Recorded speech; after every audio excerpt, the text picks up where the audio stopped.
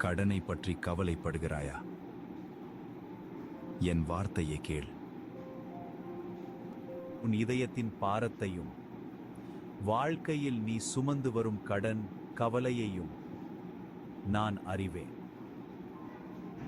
யாரும் காணாத நேரங்களில் நீ செய்த உழைப்பையும் அமைதியாகச் சொன்ன ஜெபங்களையும் நான் பார்த்திருக்கிறேன். இப்போது உன் வாழ்க்கையில் ஒரு புதிய மாற்றம் ஆரம்பமாகிறது. உன் கடன்கள் குறைய நான் வழி செய்கிறேன். எதிர்பாராத இடங்களிலிருந்து உதவி வரும். உன் கைகளின் உழைப்பை நான் ஆசீர்வதிக்கிறேன். அடைக்கப்பட்டிருந்த வாய்ப்புகள் திறக்கத் தொடங்கும். உன் வீட்டில் சமாதானம் திரும்ப வரும். உன் இதயத்தில் இருந்த பயம் விலகும். என் கிருபை இப்போதும் உன் வாழ்க்கையில் செயல்பட்டு கொண்டிருக்கிறது.